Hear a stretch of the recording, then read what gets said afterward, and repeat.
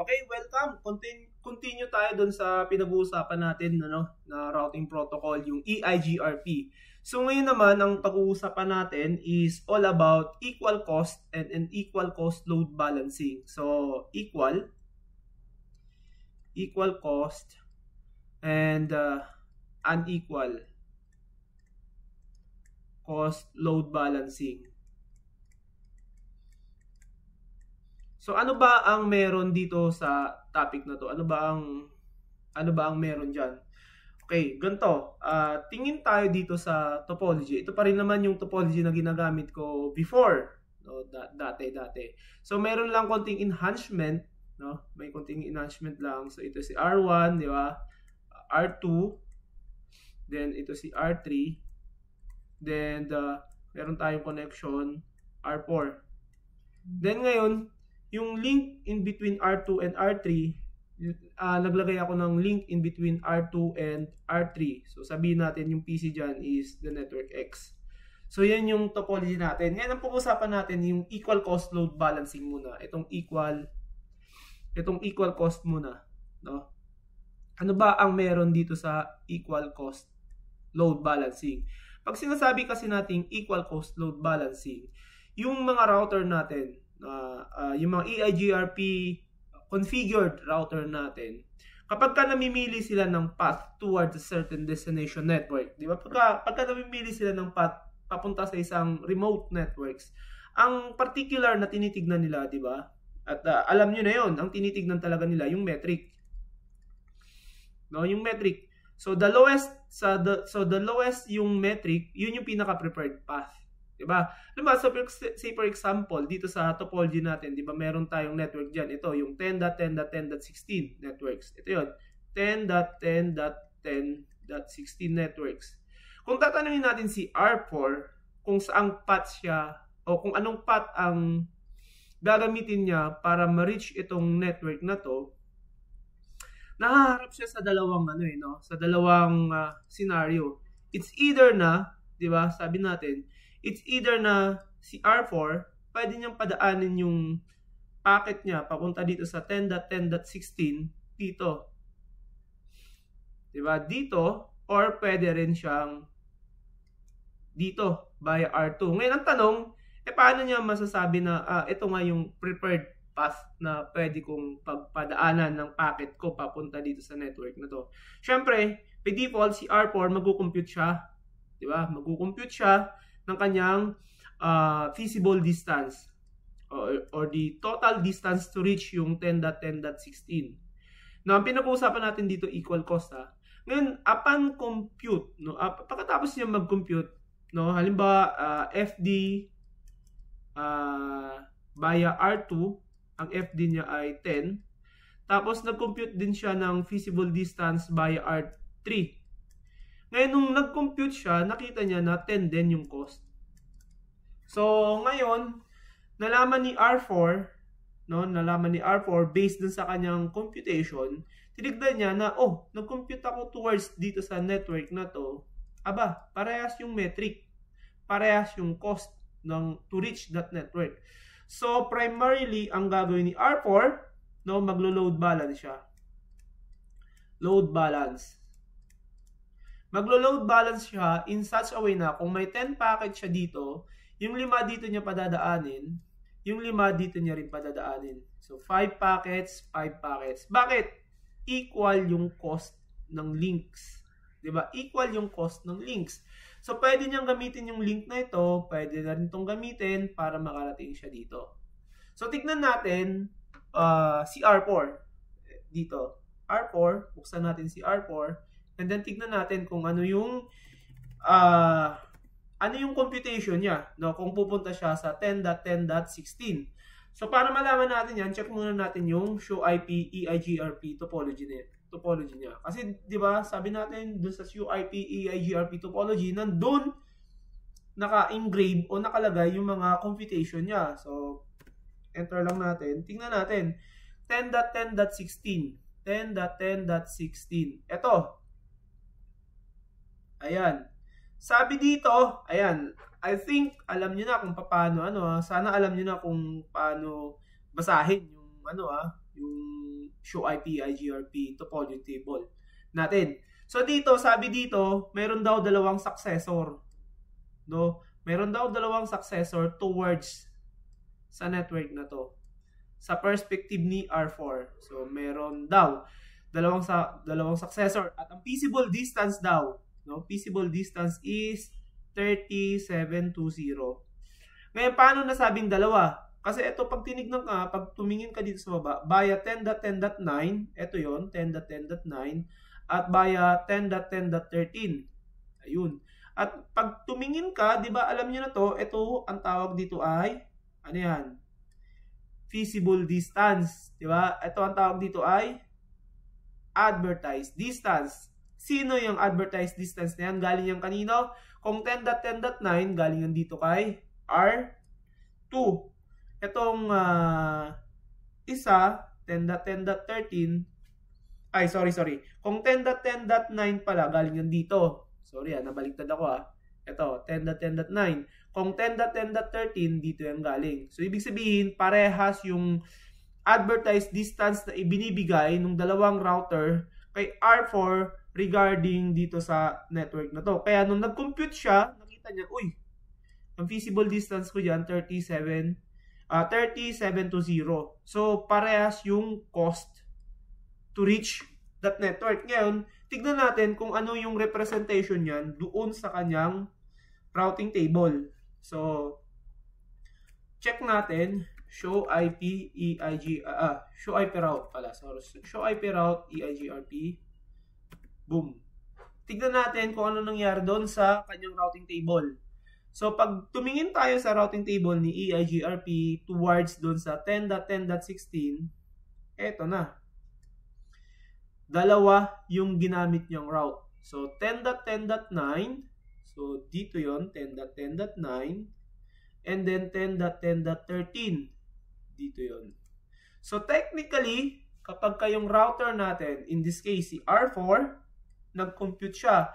At parehas yung cost, yung metric, diba? Ito yun, no? Yung 3720 na yan. Yan yung feasible distance. Parehas lang yung kailang feasible distance. So, ang gagawin niya, mag-load balance siya. At kapag naglo-load balance siya, nire-reflect niya yung dalawang route sa routing table. Dito sa 10.10.9 and 10.10.13. Okay, so yun yung load balancing. So, equal cost load balancing. Kasi equal. Diba? Equal, parehas. Okay. Ngayon, so tapos na tayo. Ngayon, ano naman yung unequal cost load balancing? So, dito naman tayo sa unequal cost. So, pag sinabi nating unequal cost load balancing, so ganito, gawa ulit ako ng topology. So, ito naman si R1, R1 pa rin, R2, then R3, and then R4. So, let's say for example, dito si R1, kay R1 na lang tayo kasi para tagusan lang yun. R1. So, si R1, let's say for example, gusto niyang pumunta sa network na, ano ba, ito, 10.10.10.8. No, yung unequal cost load balancing, let's say for example, gusto niya dito pumunta, no, sa 10.10.8. So, si R1, nung mag-compute siya ng kanyang feasible distance, no, FD, feasible distance. Ano ba sabihin natin si R1, nung mag-compute siya ng kanyang feasible distance towards R2, na-compute niya is 10. Tapos, pag towards R3, na-compute niya is 20. Halimbawa lang. No? So, by default, ang gagamitin ni R1 to reach itong network na to is ito. Yung may feasible distance na 10 via R2. No, via R2 yung gagamitin niya.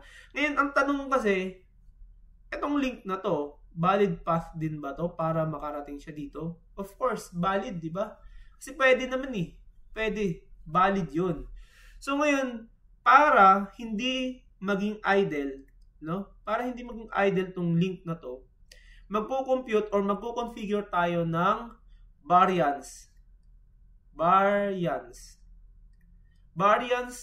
no, command dito sa kay R1 in such a way na, no, in such a way na i-consider ni R1 itong link na to na may by R3 na may feasible distance na 20 as a valid path. Meaning to say, kapag ka magpapadala siya ng packet, let's say for example 20 packet, pwede niya ipadala dito yung 15. And then dito, pwede niya ipadala yung 5. Rather na yung buong 20 packets dumadaan dito papunta kay R2 para lang dito, so hatiin niya in an equal cost path.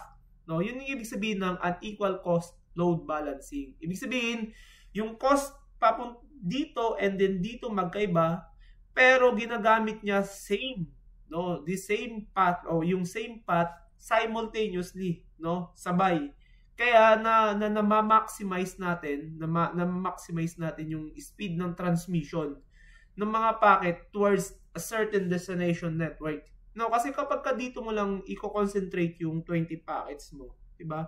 Medyo mabagal, no? I mean, hindi naman totally mabagal, but mas marami kang packet na maipapadala kung pati itong idle links na to, itong links na to na hindi mo kinonsidered kasi medyo mataas yung metric, no, gagamitin mo na rin. 'Di ba? So yun yung kagandahan ni EIGRP na kaya natin siyang i-configure to consider yung mga cost yung mga path which is medyo mataas yung cost kaysa doon sa sa main path. At ang ginagawa natin diyan, no, kay EIGRP, ang ginagawa diyan, nagko-configure tayo ng variance command. Okay?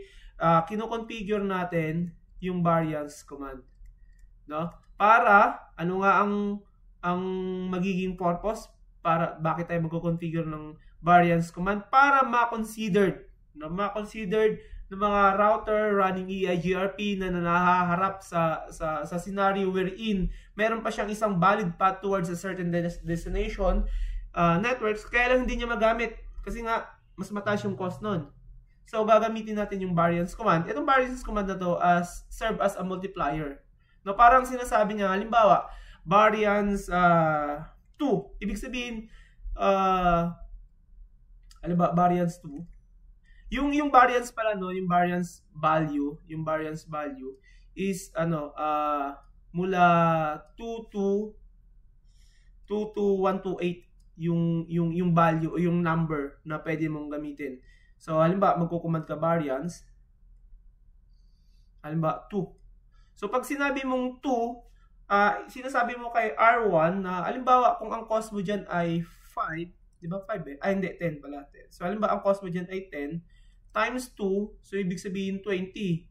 So anumang path towards a certain destination na tawag nito na mayroong cost equal to 20 or less than or equal to 20, considered mo as another path, kaya gamitin mo rin yun, no, kapag halimbawa ginamitan mo ng variance na to, halimbawa variance 3, so say for example, so 10 times 3, so 30. So pagka mayroong path towards destination networks na 30 less than or equal to 30 na cost, i-considered mo rin. So paano, ngayon ang tanong, paano kino-configure yung variance, no? Paano kino-configure yung variance command sa EIGRP? So punta tayo dito kay R1. So R1, ano kaya magandang gamitin? Halimbawa, so tingnan muna natin si R1, yung topology table niya. Show IP EIGRP topology. So, mamili tayo dito. Ano kaya ang pipiliin natin? Let's say for example, ito. Pwede nito. Ito. Itong network na to. So, 10.10.10.8. O, ito yun. So, sa perspective ni R1, meron siyang isang successor. Sana alam niyo nung basahin ito, meron siyang isang main path. At ang feasible distance doon to reach yung main path na yon ay itong 10.10.8, ang feasible distance is 21.72.416. At pag tumingin tayo sa baba, bias saan yun? Ito yun. 21.72.416 via 10.10.6. So, meaning, dito niya pinapadaan. Yan, para makarating siya dyan. Pero pag tumingin ka ulit sa baba, di ba, may backup siya.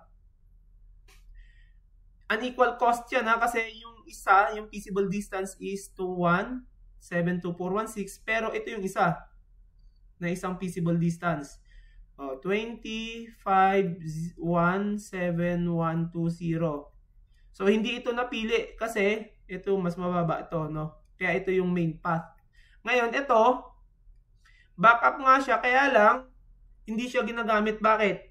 Paano natin masasabi na hindi siya ginagamit? Kasi pag tumingin tayo dun sa routing table ni R1, diba?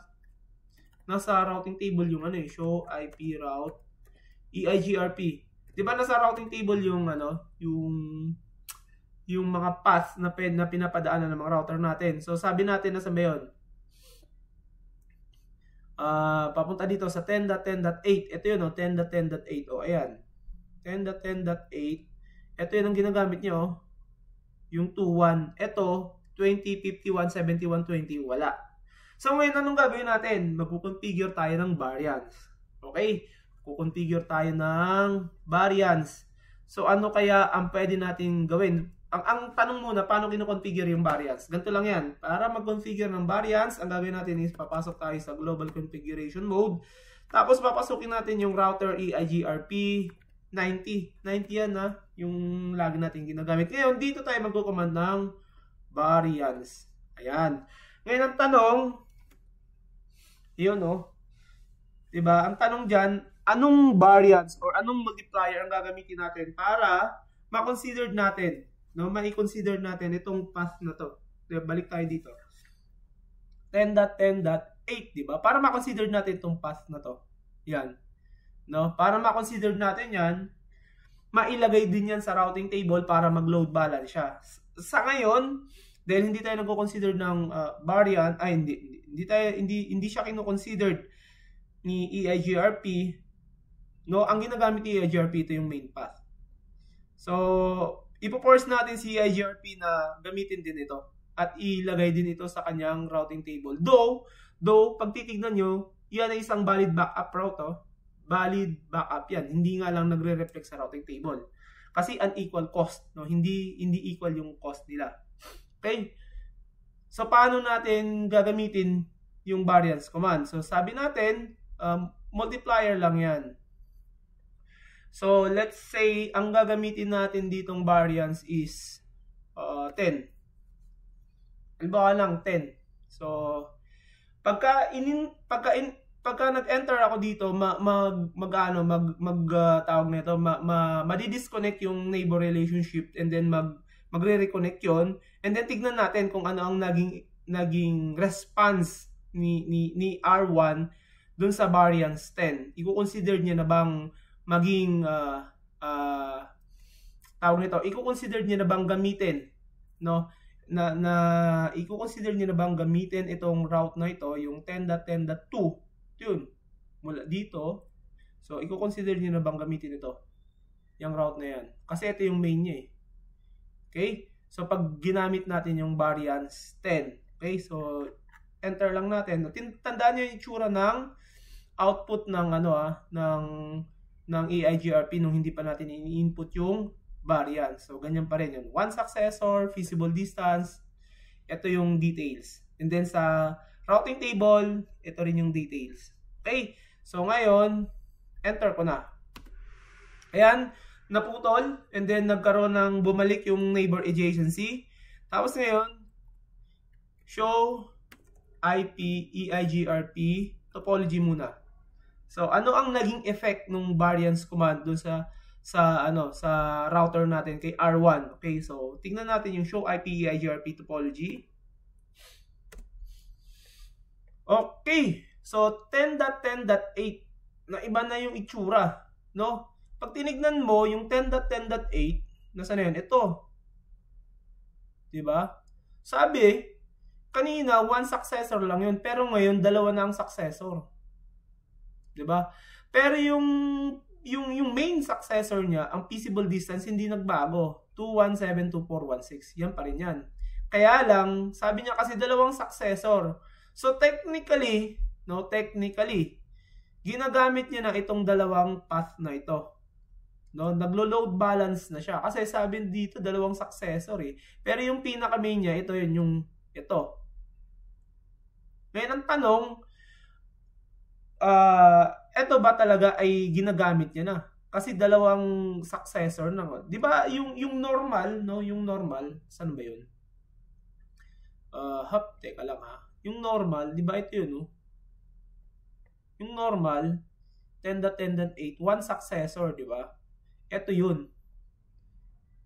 Do ngayon nung in-input natin yung variance, sinabi niya na ngayon na may dalawa na siyang successor, no? Ang ginagamit niya pa rin, ito, syempre, kasi yan yung pinaka-lowest cost. Ngayon, ang tanong dito, ito ba ay magre-reflect na sa routing table ni R1? Kasi, ito, kanina, wala yan sa routing table niya, di ba? Kasi one successor. Ngayon, dahil dalawang successor, so, ibig sabihin yan, most probable, pumasok na itong isa. Pero ngayon, para makita natin, ma-check natin, tignan natin yung routing table ni R1. So, show IP route EIGRP na lang. Ayun. So, dito, sa output, no, 10.10.8, ito yun.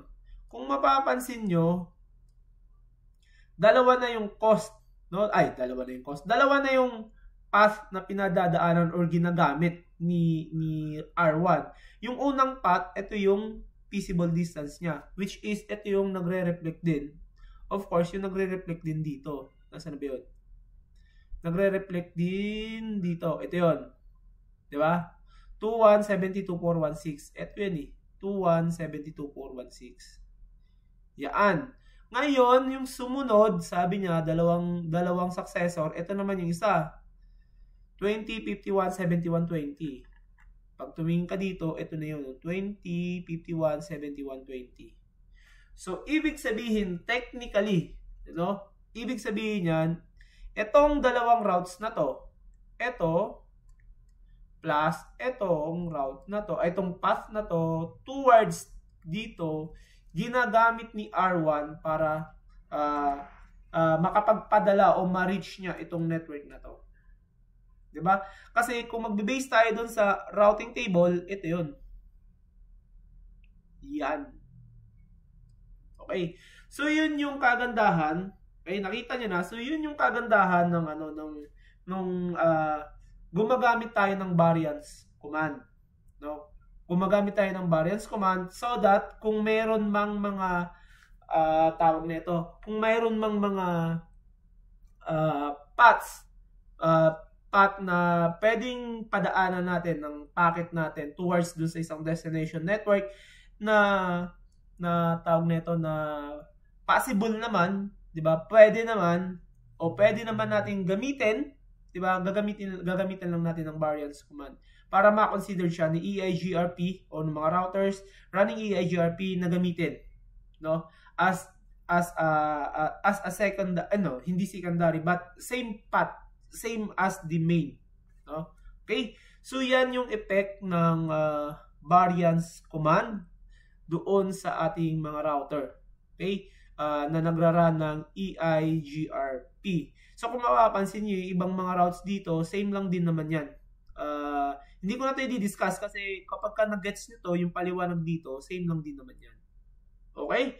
So yan yung configurations and then yung discussions ko all about equal and unequal cost load balancing kay EIGRP. No, sa equal cost, matik na yan, default yan kay EIGRP. Pagka may equal na cost, yung mga path na nakikita niya, gagamitin niya yun. I-reflect niya yun sa kanyang routing table.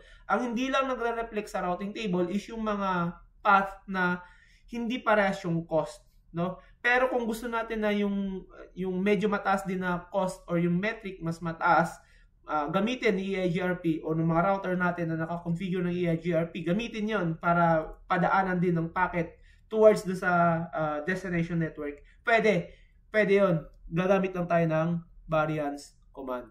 Okay? Gagamitin lang natin yung variance variance na command kay EIGRP. Okay, so yun na lang muna yung topic na i-discuss ko ngayon. At medyo mahaba-haba na siguro tong pinag-uusapan natin. Sa mga susunod na lecture, I think sana sipagin ako ngayong week.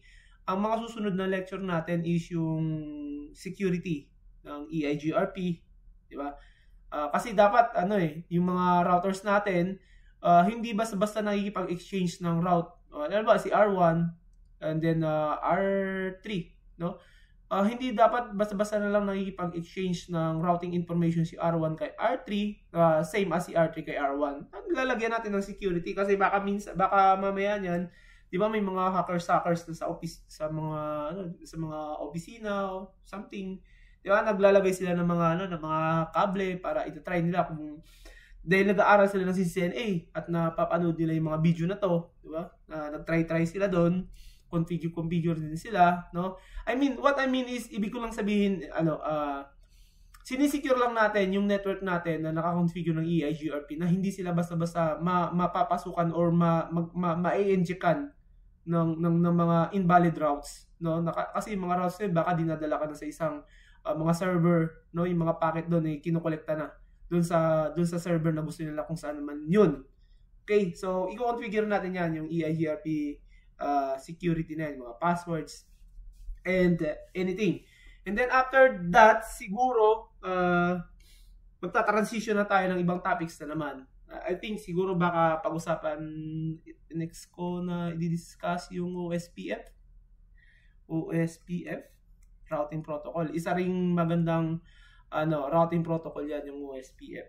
Okay? So hanggang dito na lang yung aking tutorial. At sana, no, kapag kayo ay tulad ng paalala ko lagi, kapag kayo ay may natutunan, may naintindihan, no, huwag niyo kakalimutang mag-like, mag-subscribe at i-share yung channel, yung mga videos ko sa channel. Okay?